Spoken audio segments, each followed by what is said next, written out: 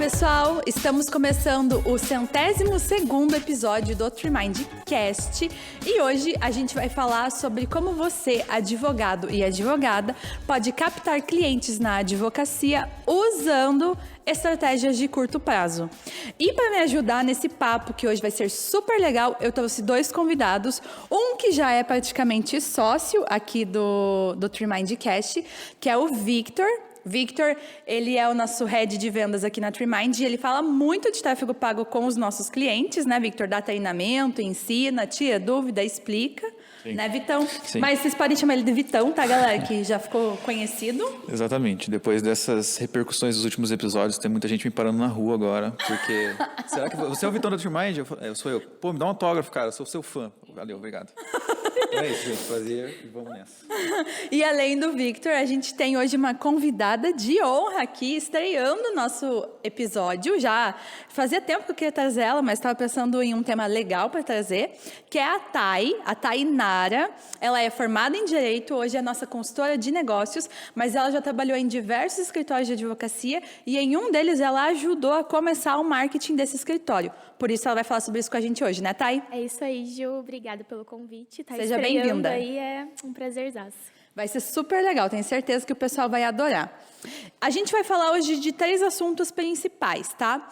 O tema é esse de como captar clientes com estratégias de curto prazo, mas eu dividi ele em 3 blocos para a gente falar de 3 coisas diferentes, tá?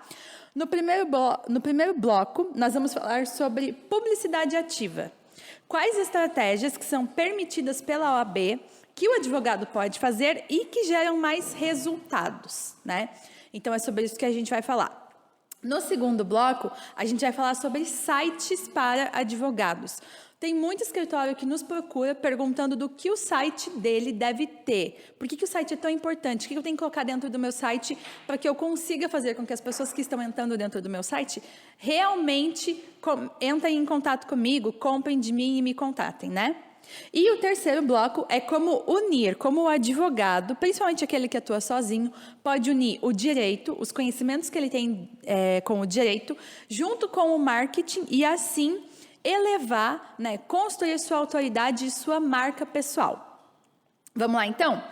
Para a gente começar, queria começar falando com vocês sobre publicidade ativa. E antes da gente falar das estratégias, eu gostaria que vocês explicassem um pouquinho qual é a diferença, segundo a OAB, da publicidade ativa para a publicidade passiva.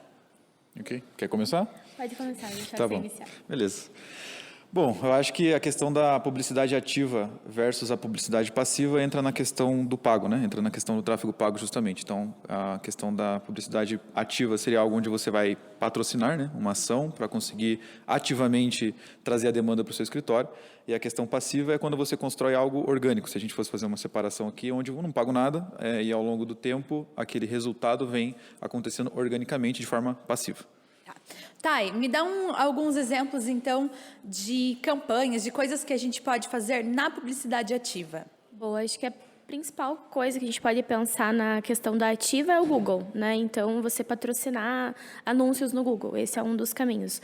Ou você fazer campanhas impulsionadas dentro das redes sociais, aí a gente também tem a opção aí de ser uma publicidade ativa, né?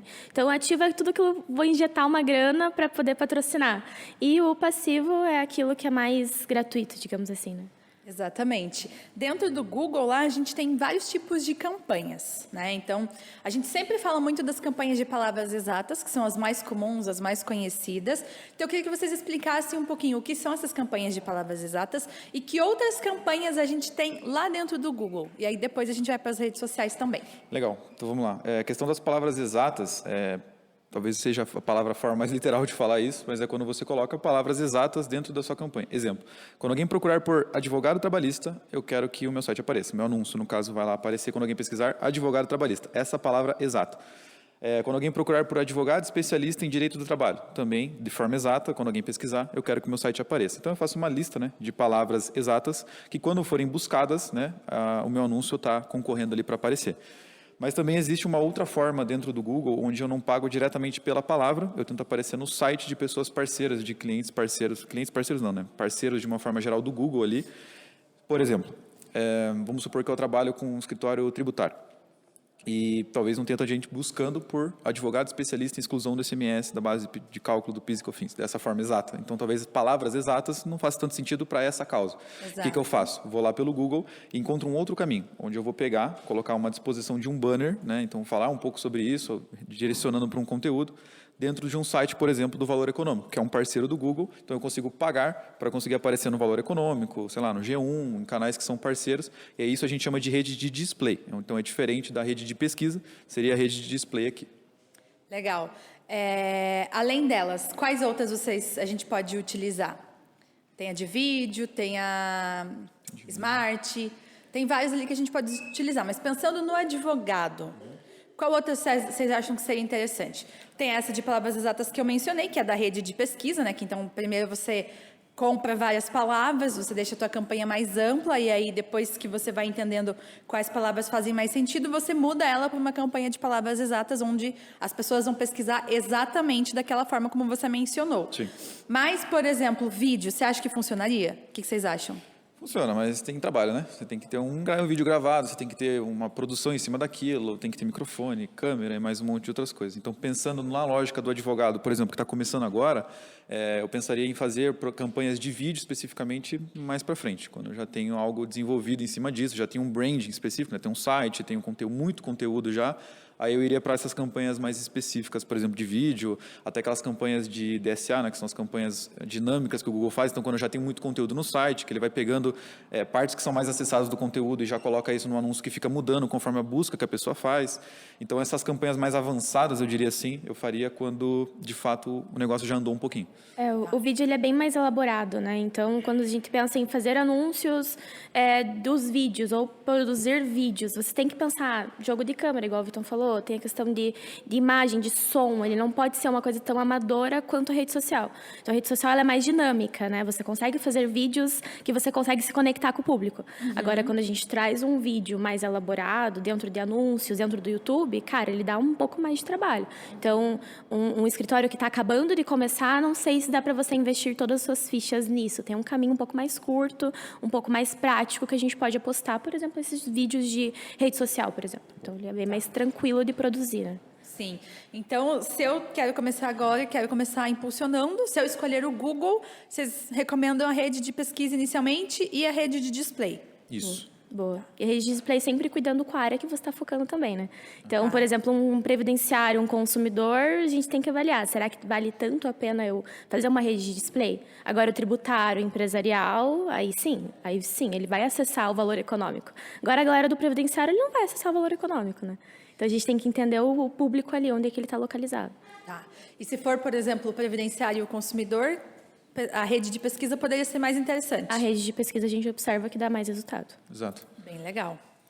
Acho que por conta da questão do volume de pesquisas, né? Então, como eu falei, exclusão do ICMS, da base de cálculo do PIS e COFINS. É mais difícil de ter muita gente, né, muito impacto procurando por aquilo, do que, por exemplo, como se aposentar. Ou, por exemplo, advogado para aposentadoria. É uma área que tem uma demanda muito maior de pessoas, né, de potenciais pessoas procurando por informações para se aposentar, do que pessoas procurando para fazer exclusão do ICMS, etc, etc. Essa seria uma questão. Então, é importante pensar também na lógica do escritório como área de atuação. Se aquela é uma área que, é uma área de massa, né, de demandas muito altas, aí a rede de pesquisa funciona. Quando não é uma área, é uma coisa muito nichada, faz mais sentido mesmo entrar numa rede de display, por exemplo.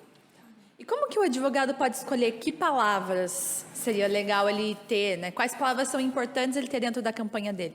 Que dicas que vocês dariam para ele escolher? Tipo, define, se é um advogado trabalhista, define essa palavra, essa. Se é um previdenciário, começa por aqui. Como que a gente pode fazer isso? Assina no Naturmind Tech.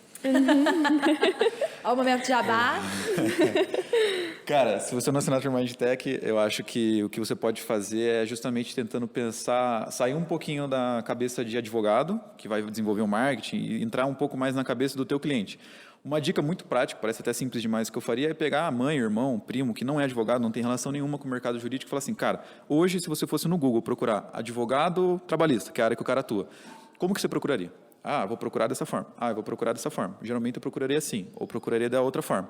Então você vai listando aquilo, porque é como o teu público, naturalmente, que é o leigo, pesquisa. E aí você já consegue colocar isso dentro de uma lista de palavras-chave. E aí, claro, é legal você dar uma olhadinha, por exemplo, no Google Trends, para ver volume de pesquisa. Será que é uma palavra muito pesquisada ou não tão pesquisada? Hoje o Google Ads, quando você cria uma conta lá, ele te permite fazer uma previsão, vamos dizer assim, de palavras-chave que tem mais alto volume ou volume um pouco mais baixo já de pesquisa. Então, você consegue fazer uma pré-campanha. Aí você coloca as palavras que você imagina ali e aí ele já vai te dar, essa aqui tem uma alta pesquisa, né? Tem uma alta concorrência também. Legal, ele já te dá até uma média de valores naquela região que você segmentou. Mas aí você já consegue criar uma listinha que você, esse orçamento ficou muito puxado, então vai excluindo algumas, enfim, vai fazendo os ajustes ali, mas usaria dessa forma. Pegaria um parente, me dá algumas ideias de palavra, como ele procuraria, e depois eu iria lá para a conta que eu tenho no Google e faria esse planejador de palavras-chave, que é o nome, né? Você vai dar uma olhada para ver quanto ficaria o orçamento, se tem volume, se não tem também, na prática mesmo do Google ali. Você pensar como o público vai te procurar, né? Então, uma vez conversando com o advogado, a gente usou um exemplo de uso capião. A galera procurava por uso um campeão. Então, assim, é normal. E uma vez eu contei para o advogado e falei, cara, uso um campeão é um termo que é muito procurado. Aí ele deu risada, eu falei, meu Deus, será que eu falei alguma coisa errada, né? Aí ele, não, é que é normal, é que independente de classe, as pessoas falam, usa um campeão. E acabam procurando assim, né, dentro do Google. Então, eu trouxe provas aqui, né, porque eu trabalho com números, de previdenciário. A gente fiz várias palavras-chave, assim. Então, por exemplo, quero me aposentar. Nem sempre ele vai jogar advogado previdenciário. Ele vai jogar eu quero me aposentar. Como eu faço para me aposentar? Sim. Então, são palavras... Como solicitar a aposentadoria, como Exatamente. Abrir a solicitação. Perfeito. Como me aposentar. Como me aposentar. Então, como me aposentar mais rápido. Então, Sim. São palavras que o teu público vai procurar. Porque ele é um público mais simples, né? A linguagem dele não é de advogado. Não tem juridiquês. E nem sempre ele sabe, né, que ele precisa de um advogado. Então, geralmente, Exato. ele vai começar primeiro pela causa, pelo problema que ele tem, e depois ele pode procurar pelo advogado.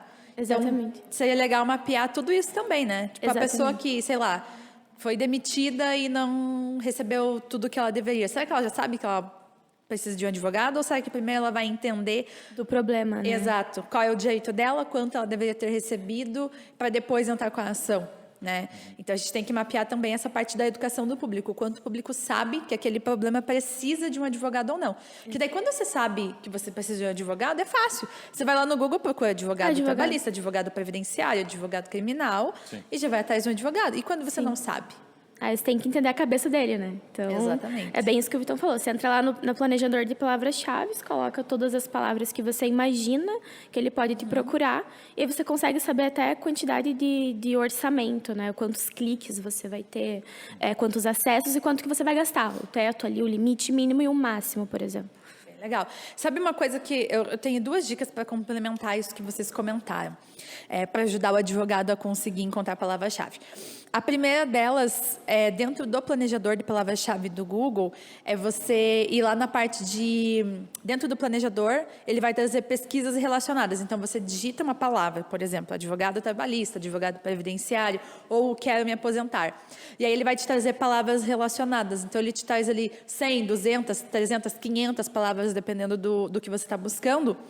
E aí, você já consegue filtrar daquelas ali que ele está te sugerindo quais teriam chances da pessoa entrar em contato com você ou não. Então, pode ser uma boa ideia também.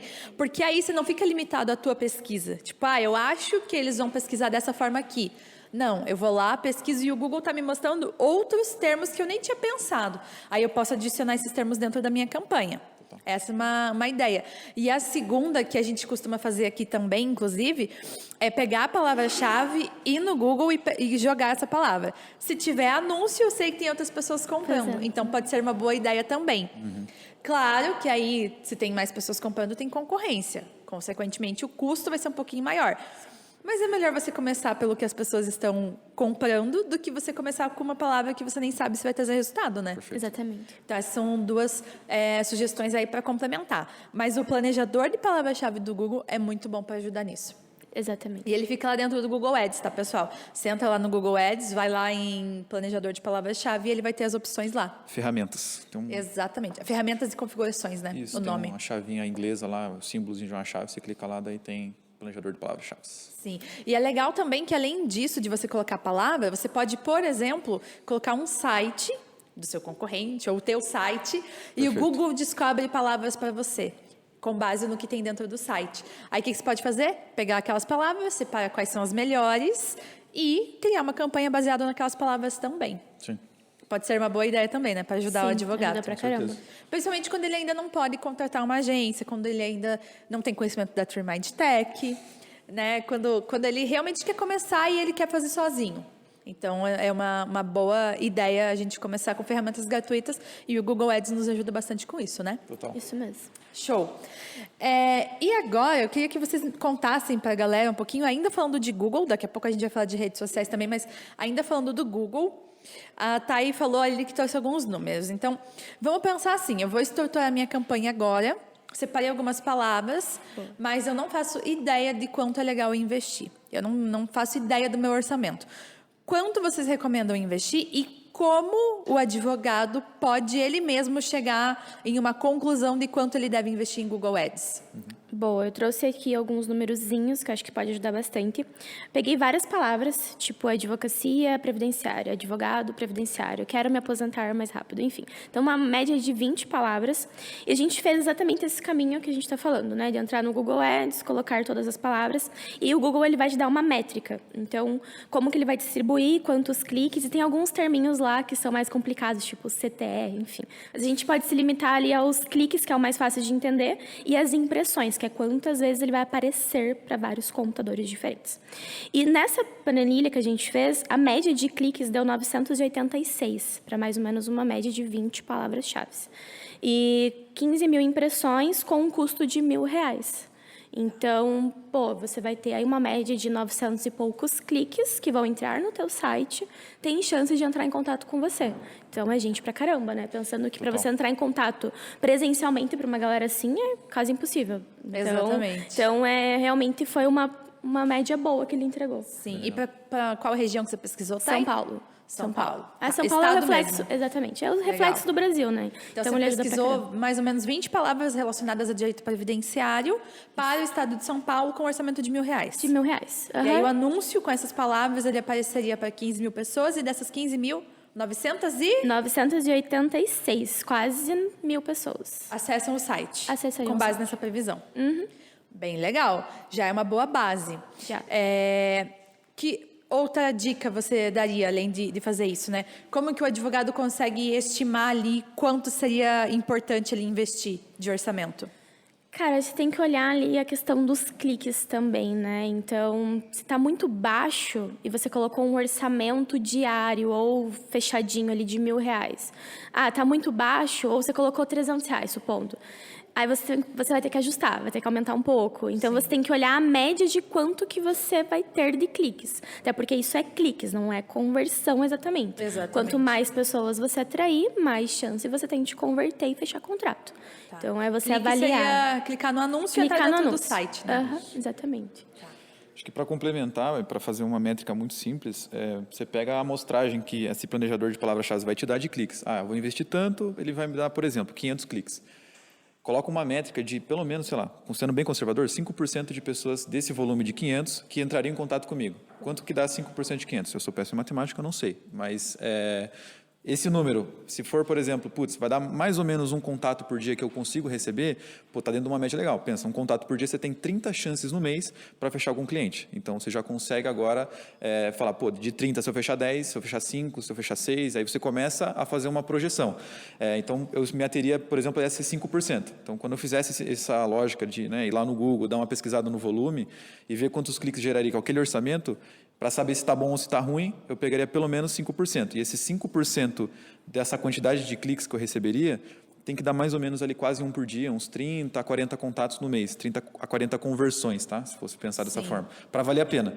Menos do que isso, eu acho que fica cada vez mais difícil de eu conseguir, porque diminui as minhas chances de vender de fato, né? Sim. Levando em consideração o exemplo da Thay, vamos arredondar para 1.000 para ficar fácil, né? Perfeito. Tenho 1.000 acessos dentro do meu site. 5% seria... 50. Agora eu sou bom em matemática. 50. 10% é 100, 5% é 50. Boa, que orgulho, hein? Não faltei essa aula na escola. Então, vamos lá. Você teria 50 pessoas entrando em contato com o escritório. Uma Aí estimativa. dá mais ou menos 1,5 por dia ali, né? Levando em consideração 30 dias. Então, poderia ser, assim, desses 50. Aí você sabe que tem alguns que são desqualificados, outros não vão poder pagar os teus honorários, outros você não vai conseguir atender naquele momento. Às vezes a pessoa nem pode se aposentar agora, né? Ela não vai ter o direito. Então, aí você vai ter 10, 20, 30% de conversão, né? Então, você vai conseguir fechar ali 5, 10 clientes. Então, de 1.000 pessoas que você conversou lá no início, no final você fechou com 5. Exato. Né? 1%. É a nossa lógica lá do 1% que a gente costuma comentar com a galera, né? Então, sempre a gente pensa nisso. Você atingiu 1.000, 50 fizeram contato com você e desses 50, 1% você fecha, né? Então, 1% sendo... Depende do caso. Né? não é Conservador otimista, bate. conservadora. Eu estava Conservador. tentando lembrar a palavra. Mas a gente tem clientes aqui que fecham 15%, 20%, Perfeito. 30%, 50%. Mas é legal sempre pensar nessa lógica para que você consiga entender assim, putz, se eu tiver 1.000 pessoas entrando no meu site, 50 pessoas falando comigo, pelo menos uma pessoa vai fechar, ou pelo menos 5 pessoas vão fechar. Você vai ter uma ideia, mais ou menos, aí você consegue estruturar o seu funil e entender, preciso investir mais que R$1.000, ou R$1.000 tá bom. Ou não, putz, para minha área de atuação tem que ser no mínimo 2 aqui na minha cidade. Aí você consegue ter essa estimativa, né? Exato. Sim, exatamente. E quando a gente não deve usar Google e ir para as redes sociais? Tem alguma área específica que vocês acreditam que, putz, não vai para o Google, vai para a rede social? Ou a rede social poderia ser complementar, mantém sempre as duas estratégias? Qual que é a opinião de vocês em relação a isso? Cara, eu acredito que a gente sempre tem que pensar na dor. Se ele conhece a dor, ele vai procurar no Google. Então, ele entende do problema. Agora, se ele não conhece, eu vou ter que comer um pouquinho mais de feijão com arroz, como o Vitão fala, para poder atingir. Aí, eu acredito que a rede social, ela me ajuda na educação do meu lead. Então, ele vai entender o problema, aí ele vai entrar em contato comigo.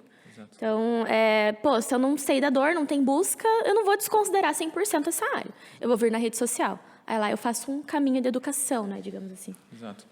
Eu acho que uma analogia bem bacana é quando você pensa na dor do cliente, que ele só existem duas formas, né? Existe a dor que precisa de um analgésico, então é uma dor latente, uma coisa que incomoda o cara, ou é uma dor que se resolve com um multivitamínico, que é uma coisa que, putz, é meio paliativo, tal, é uma coisa de, putz, um potencial de ganhar um pouquinho mais, ou alguma coisa nesse sentido. Então, Não por tá exemplo, tirando o sono, igual a Exato. dor do analgésico, que você não consegue nem Exatamente. dormir, não consegue comer, não Exatamente. consegue fazer nada. Exatamente. Então, por exemplo, putz, vamos pensar num cara que vai se aposentar. E ele já teve um colega que, trabalhou a vida inteira e se aposentou com um salário mínimo. O cara fica desesperado. Não, um salário mínimo não dá conta, eu não ganho isso, meu padrão de vida não suporta isso. Então, ele fica desesperado, ele precisa de um advogado, porque ele sabe que aí ele consegue garantir pelo menos um valorzinho um pouco maior ou um pouco melhor na hora que ele for se aposentar. Mas, por exemplo, planejamento previdenciário, até hoje, ainda é uma coisa difícil de vender, porque o cara fala, tá, mas eu vou pagar só para saber o dia de me aposentar?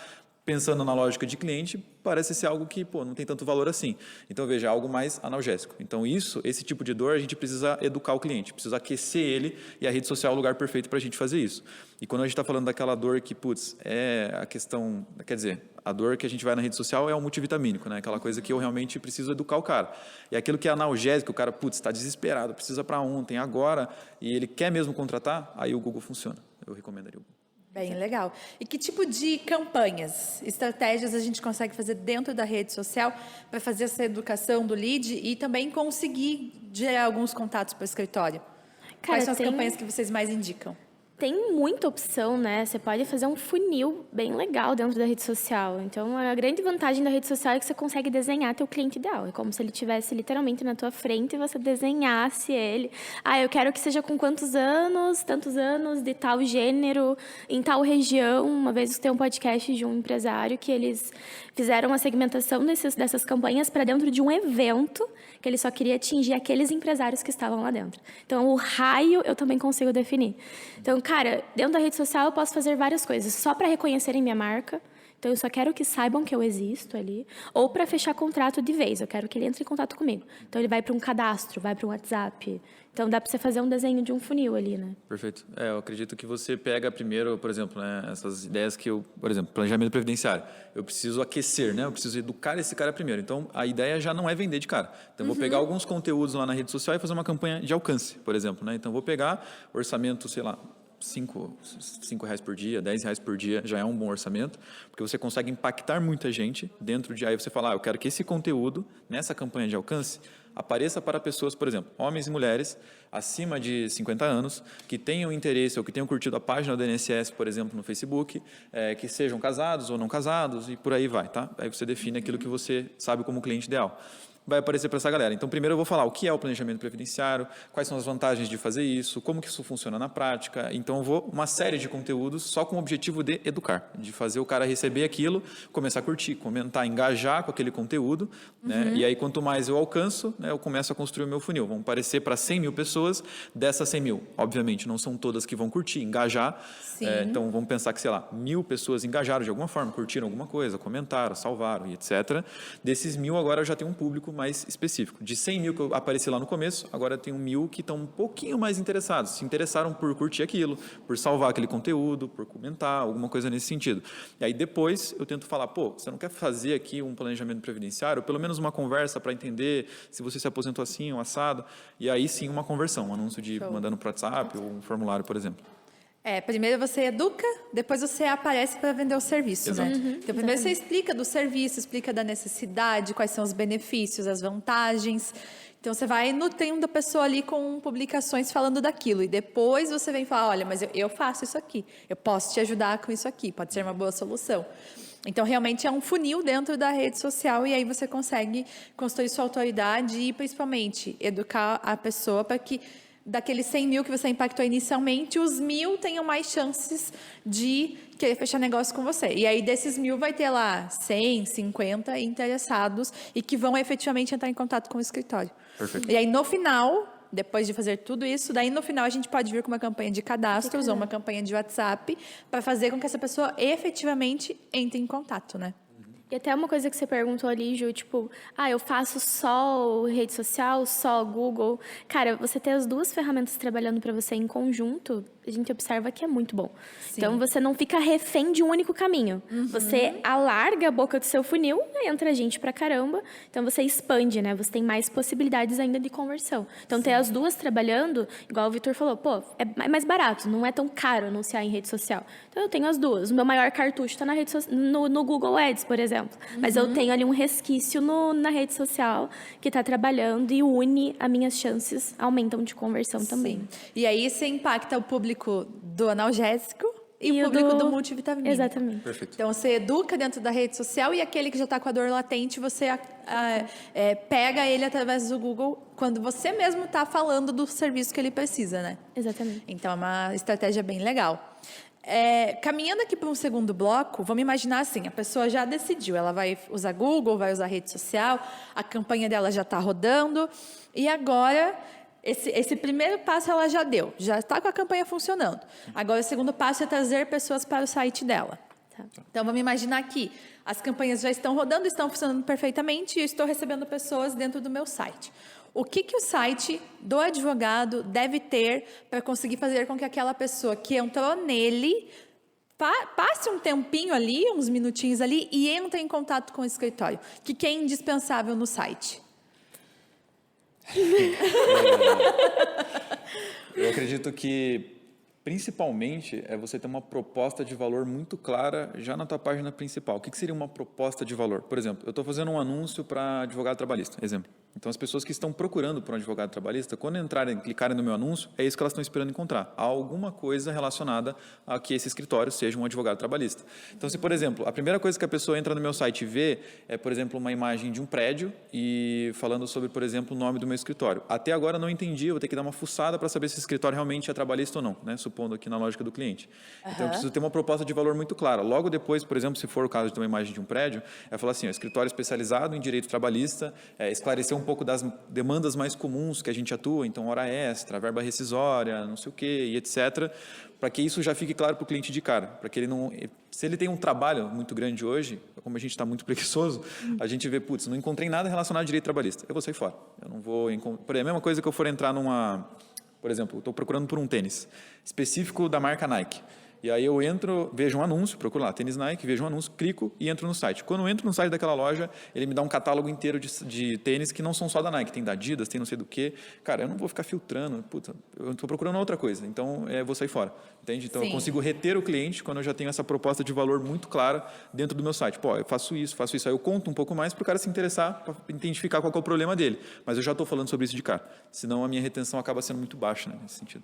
Cara, não dá para dificultar o trabalho do lead, né? Você Exato. tem que deixar tudo muito fácil para ele acessar e já entrar em contato com você. Então, ele bateu o olho, viu que você tem uma autoridade, igual o Victor falou, tem um botão do WhatsApp fácil ali para ele clicar e entrar em contato com você, a chance é que ele não se perca. Agora, se você dificulta demais, lança ele para uma página que está falando uma coisa nada a ver, a chance é que ele saia e vá no teu concorrente que está bem mais fácil a informação. Então, além da questão do valor, é você ter um campo fácil para ele acessar. Ele não tem que sair, pegar o celular, salvar um número. Pô, tem que estar fácil. Então, além de toda a proposta de valor, você tem que ter um caminho que ele possa clicar e já entrar em contato com você o mais rápido possível, assim.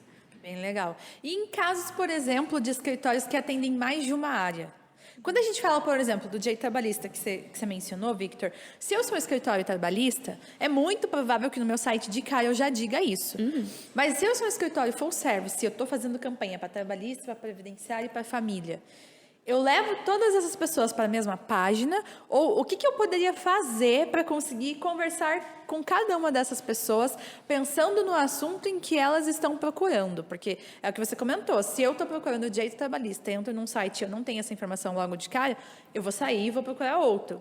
Então, como que o escritório pode fazer para evitar perder pessoas caso ele atenda mais coisas? A gente fala muito sobre a parte daí de landing page, né? Ou de páginas específicas dentro do seu site que só falam sobre aquela área de atuação específica. Então, quando eu for fazer, vamos supor, meu domínio, né? É escritório.com.br. Beleza. Aí o que acontece agora?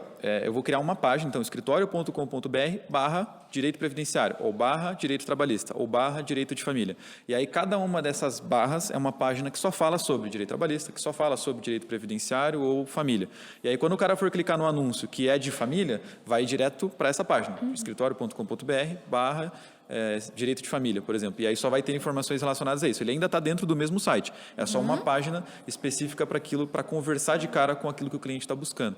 Ou fazer uma landing page mesmo, ou seja, uma página separada, específica só para falar de direito previdenciário, direito trabalhista, enfim. Essa seria uma ideia também. Isso mesmo. A landing page também, eu penso assim que ela pode ser usada, por exemplo, além dessa parte que a gente exemplificou, vamos supor que eu atendo o previdenciário e aí eu quero fazer uma campanha só do planejamento previdenciário. Perfeito. Então, em vez de eu colocar dentro do meu site uma página que eu fale disso, com mais um monte de outras coisas que eu atendo, eu posso criar uma landing page só de planejamento previdenciário. E aí a minha campanha vai ser focada nisso, né? Então, a landing page é muito legal. E quando que o advogado deve escolher fazer o site e quando que ele deve escolher fazer a landing page, na opinião de vocês? Cara, a landing page, a gente observa que ela funciona muito para áreas mais específicas, né, Vitão? Então, por exemplo, a questão do que você falou do planejamento previdenciário, ela é uma boa opção para trazer para a landing page. Então, não está tão genérico assim. Ou eu sou especialista em uma área apenas, ou é o meu carro-chefe. Eu uso a TrueMindTech e vejo que é o que mais tem busca, é o que mais está trazendo demanda, então eu jogo ela para a landing page. Então, a gente observa, não que tenha uma regra, ela tem que ser obrigatoriamente, mas o que mais traz resultado é aquela que está mais específica para uma área só. Ou para uma demanda, um subnicho, né? Então, meu nicho é o previdenciário, meu subnicho é o planejamento previdenciário. Aí eu trago isso para dentro da landing page. Essa é uma das opções. Perfeito. Isso é uma visão que os advogados que estão pensando em desenvolver o marketing, seja para o escritório que já existe ou que estão começando agora, ter uma visão um pouco mais de produtizar o teu escritório, que seria você escolher, eu atuo com previdenciário, mas quais são os produtos que eu consigo isolar? Por exemplo, eu vou vender só planejamento previdenciário, só aposentadoria especial, e aí um critério que eu acho que é legal pensar para isso, como que eu escolho um produto para o meu escritório? Um produto, entre aspas. Pensar que seja algo escalável, porque se vai chegar muita demanda e você está sozinho, e você não consegue, é uma coisa muito artesanal que eu preciso me dedicar 2 semanas para cada processo, processo, você não vai conseguir dar conta da demanda, né? Porque se começar a chegar um monte de lead só daquilo, você começa a fechar um monte daquilo e aí você não consegue mais dar conta. Então, pegar alguma coisa que seja um pouco mais escalável para fazer uma landing page. Então, algo que não tome tanto do teu tempo, né? Que seja um processo relativamente mais simples de fazer, aí uma landing page seria o caminho. E o site, eu diria que seria o caminho fazer algo mais institucional mesmo. Informações sobre o teu escritório. Quem é você, aonde você se formou, aonde que fica o endereço do seu escritório, o que mais que você faz, se você tem sócio, se você não tem, conteúdos mesmo, né? Você começar a produzir conteúdo, por exemplo, no blog, tem que ser num site, não dá para fazer isso numa landing page. Então, o site é mais completo, eu diria que seria a casa principal, né? A sede do escritório. E a landing page é como se fosse alguma coisa parecida com uma filial, né? Uma coisa que só trata exatamente daquele assunto. O site é muito pro valor também, né? Ele agrega muito valor. Você consegue trazer muito valor para dentro do site, que uma landing page já não tem tanta opção assim. Sim. Então, você unindo as duas coisas, a gente observa que, traz resultado pra caramba. É que o objetivo da landing page já é uma conversão, É conversão. né? Exato. Página de captação, né, Ju? Exatamente. Então, assim, o que eu quero? Eu quero criar uma campanha dentro do Google, quero trazer a pessoa para uma página onde ela vai ter todas as informações e eu quero que essa pessoa entre em contato comigo. Aí eu faço uma landing page, porque dentro dela eu vou estar falando só daquele assunto, e aí eu não vou falar tanto do meu escritório, eu não vou falar tanto dos prêmios que eu tenho, de todas as áreas que eu atendo, porque o meu objetivo é fazer a pessoa passar por um caminho mais rápido entre pesquisar, entrar num anúncio, acessar minha página, entrar em contato comigo. Então, eu estou tentando encurtar isso, porque dentro do site, por exemplo, como vocês comentaram, a pessoa pode acessar o quem somos, daqui a pouco ela vai ver todas as áreas de atuação, daqui a pouco ela vai ver um conteúdo. Então, ela vai devagar ali dentro daquele site, né? Ajuda muito no empresarial, por exemplo, para mostrar autoridade, reforçar o quanto o escritório é renomado. Mas quando a gente quer alguma coisa um pouco mais específica, que talvez a pessoa vá converter mais rápido, a landing page pode ser uma boa estratégia e fazer mais diferença do que ter um site, né? Perfeito. Bem legal. E para a gente finalizar essa parte aqui da landing page, o que vocês acreditam? Vamos lá, o advogado quer montar uma LP para ele. O que tem que ter nela? Como que a gente poderia estruturar para ajudar o advogado a pensar, putz, agora está no momento de eu criar uma landing page para mim. Então, o que eu tenho que ter nela para fazer essa diferença e eu conseguir aumentar minhas conversões? Tem que ter a dor do teu lead ali. Então, ele tem que identificar aquela necessidade dele, bem latente. Então, ele vai bater o olho e vai falar, cara, é exatamente isso que eu preciso. Então, eu tenho a dor e eu já entro com a solução. Você sabia que você pode entrar em contato com o advogado para tal coisa? Você sabia que mais de tantas pessoas têm esse mesmo problema que você e encontraram tal solução? Então, você estrutura tudo isso, além dos campos fáceis de acesso, né? Então, para ele entrar em contato facilmente. Legal.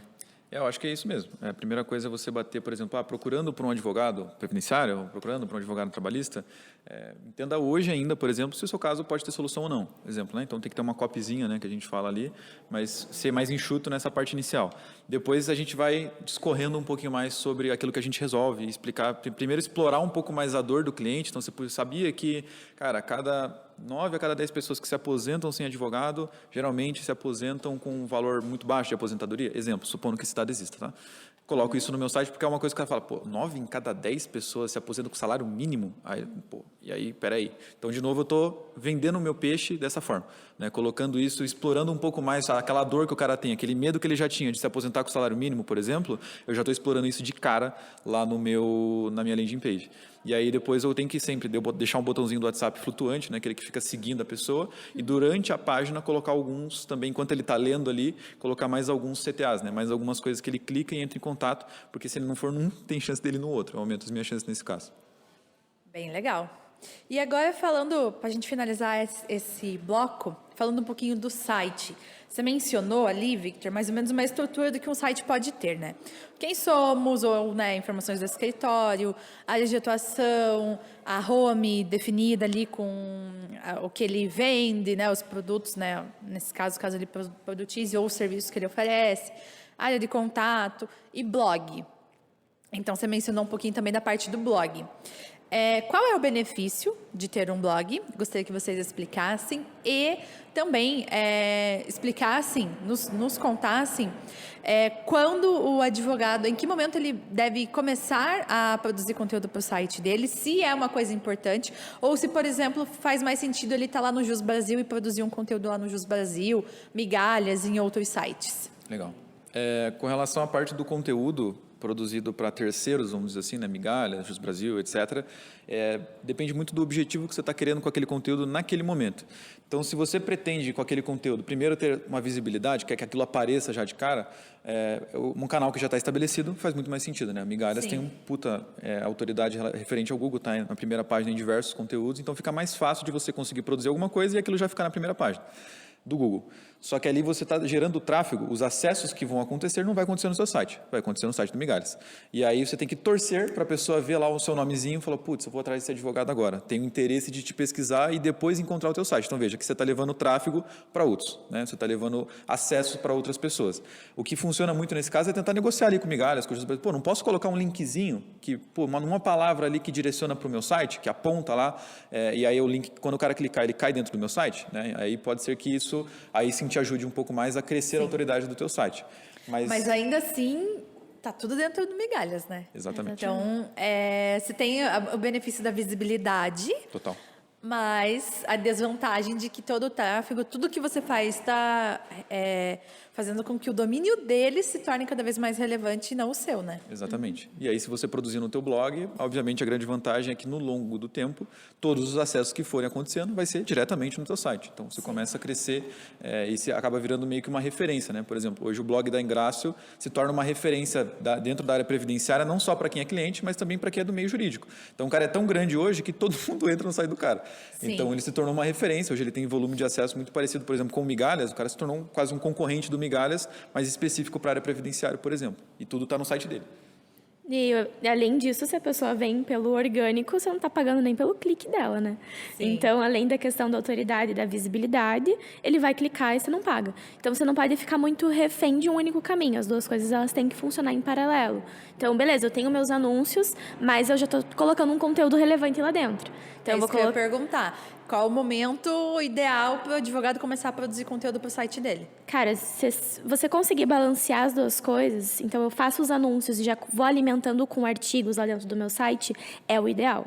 Então, o quanto antes você conseguir rampar o teu site, melhor. Porque aí você consegue aparecer. Então, por exemplo, o exemplo da Ingrácio. Faz pouco tempo que eles não aparecem mais como anúncio. Então, eles ficaram um tempasso ali fazendo anúncio, fazendo a questão orgânica para hoje poder contar só com orgânico. Mas foi um trabalho de longo prazo. Exato, né? Então... a gente já gravou podcast com eles, né? Então, a gente sabe um pouquinho da estratégia. Eles estão há 6 anos produzindo conteúdo. Mas assim, hoje qualquer coisa de previdenciário que você pesquisar, o site deles aparece. E é qualquer coisa, gente. Eu já tentei diversas vezes. Coisas mais específicas, eles aparecem. Coisas mais abrangentes, eles aparecem. É de tudo, eles estão aparecendo lá. E a gente sabe que, né, por ter tido esse contato com eles, a gente sabe que eles recebem muita gente entrando em contato com eles diariamente, só porque achou eles no blog. Só porque achou o blog deles, na verdade, dentro do Google. Então, tem esse benefício, né? Exato. O anúncio, por exemplo, que são as estratégias de curto prazo que a gente está falando aqui hoje, ela é excelente para alavancar o teu escritório, né, te impulsionar, te ajudar a aparecer mais vezes. Mas o orgânico constrói a sua autoridade e te traz um crescimento constante, né? Exato. A partir do momento em que você apareceu ali na primeira página do Google, seus acessos aumentam muito e você vai estar sempre ali, sem precisar pagar. Então, esse é o principal benefício. Eu diria que a principal desvantagem é que leva mais tempo para acontecer e você precisa produzir bons conteúdos também, né? E constantemente, né, Ju? Exato. Não adianta produzir hoje, daqui 3 meses eu volto a produzir. Então, eu tenho que ter uma constância, né? Tem que ter uma paciência ali e estar sempre alimentando.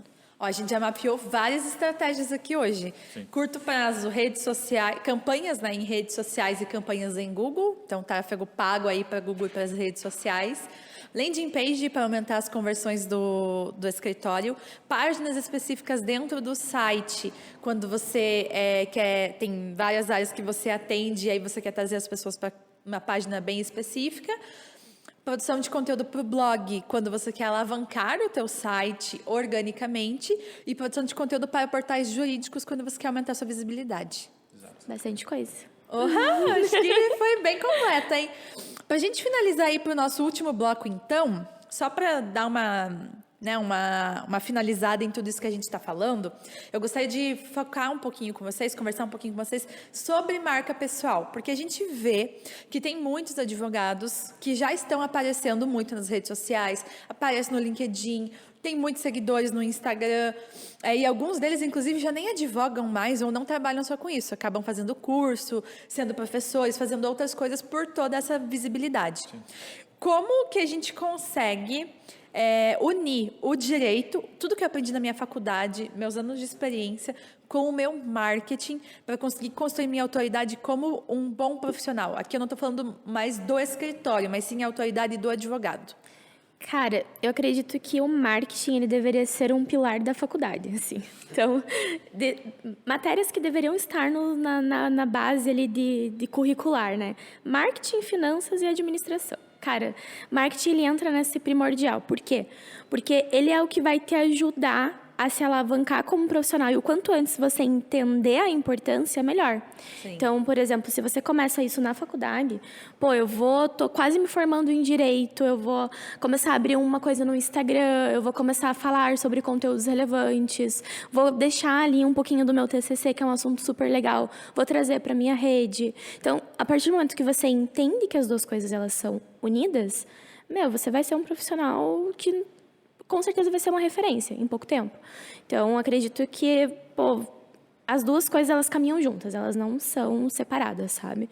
Então, se eu pudesse, assim, voltar para a Tainara lá de trás, eu falaria, faz um marketing no comecinho. For dar uma dica para os meus colegas de faculdade, faz o marketing, começa aos poucos. Você não precisa entrar com os 2 pés na porta, assim, já vou pagar horrores, impulsionar.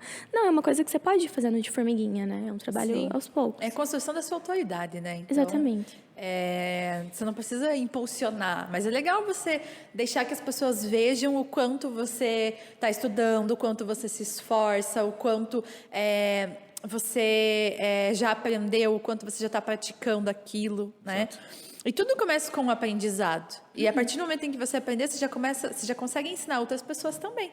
Exato. Então, sempre tem uma coisa que alguém vai aprender junto com você, né? A gente sempre pode aprender mais coisas.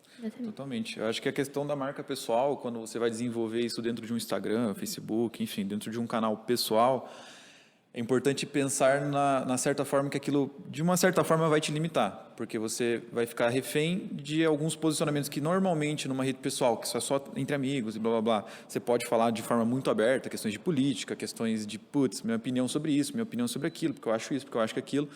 Você acaba ficando um pouco mais limitado quando você tem um Instagram profissional /pessoal, que é justamente esse o problema. Então, por exemplo, se você gosta de falar muito sobre política, esse tipo de coisa, e dá muita opinião, isso é algo que vai polarizar o teu público. Então, aí você não consegue mais fazer nenhuma publicação sem dar treta lá nos comentários. Então, acaba sendo um problema.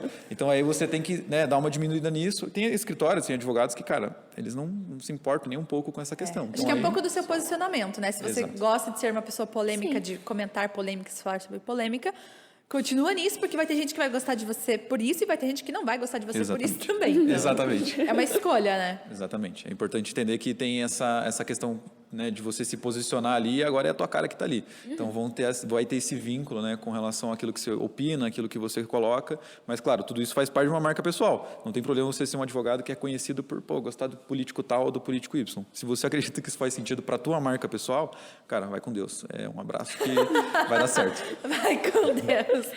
Que estratégias vocês acham que a gente pode fazer na rede social, então, para conseguir reforçar essa marca pessoal, construir autoridade?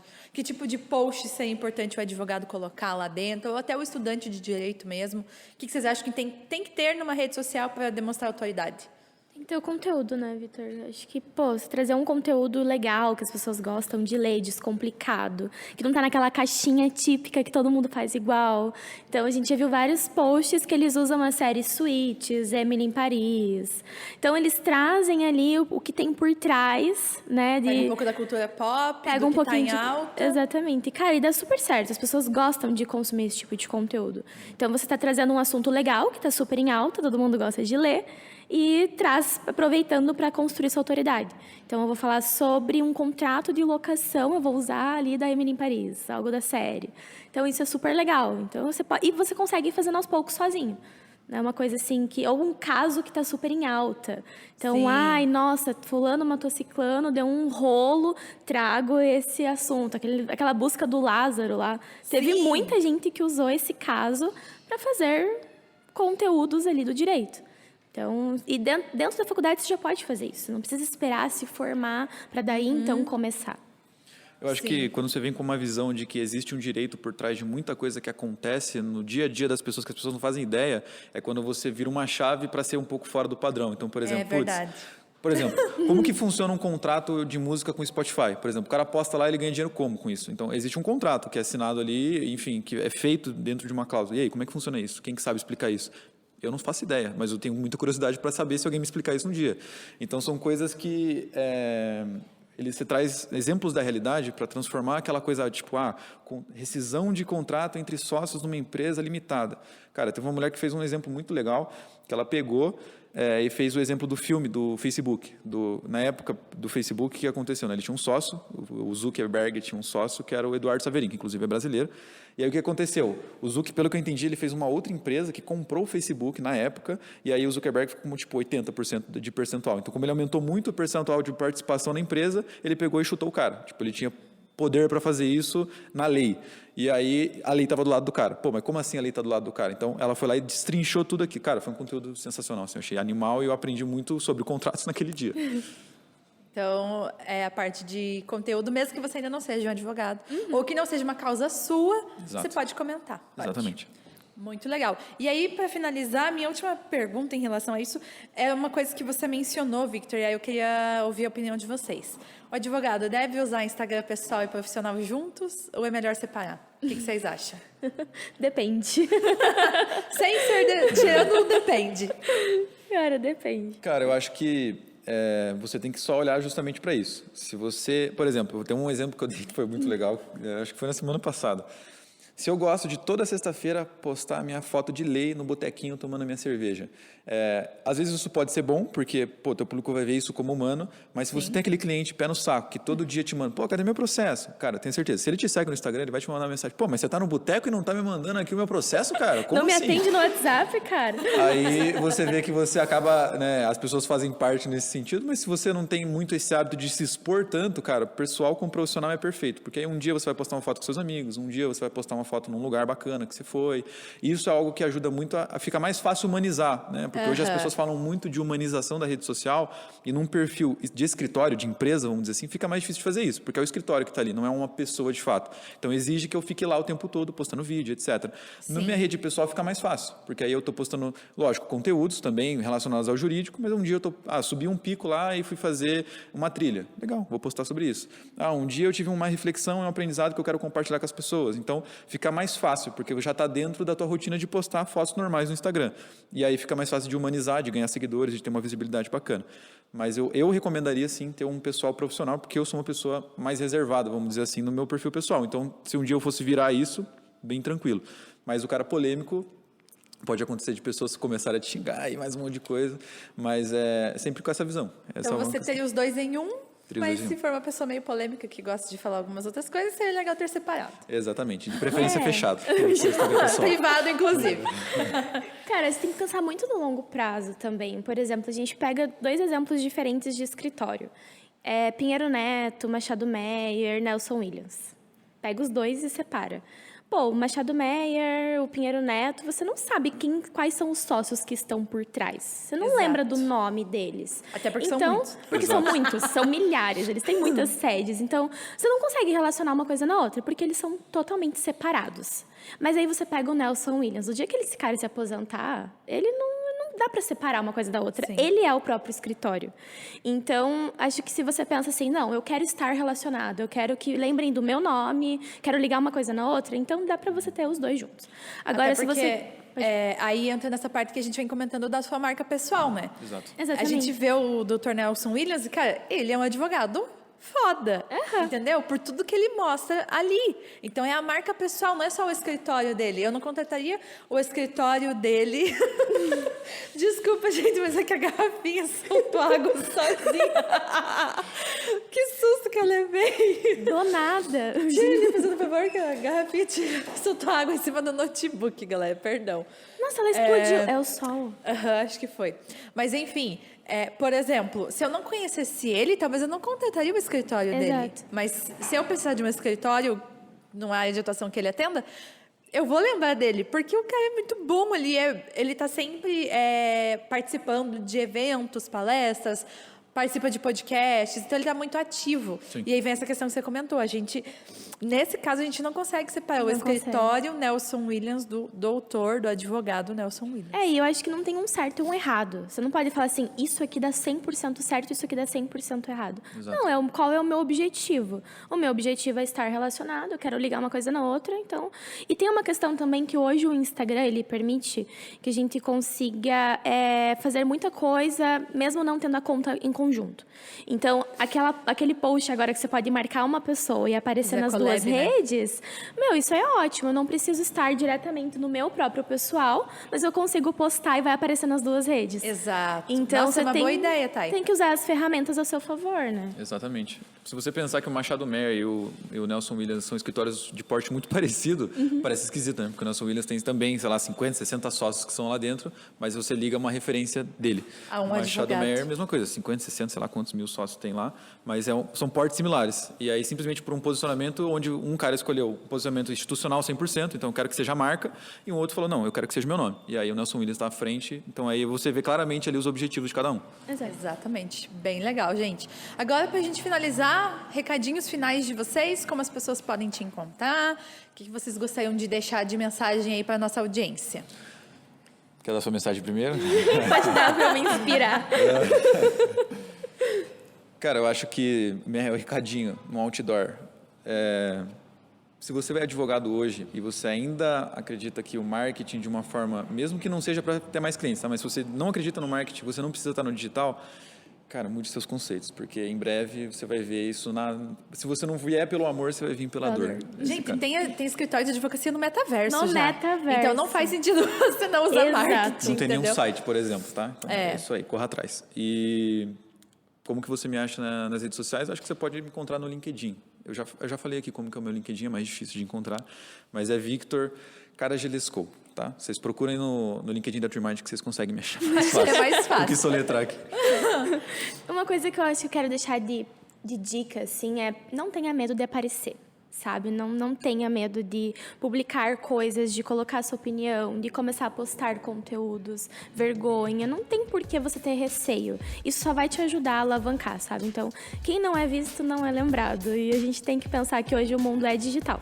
Então, cara, apareça, não tenha vergonha, não tenha medo, não tenha receio. E o quanto antes você começar, melhor. Então, acho que isso é o principal foco. E como você me acha, cara, meu nome é bem difícil, então vai aparecer aqui embaixo pra vocês na tela.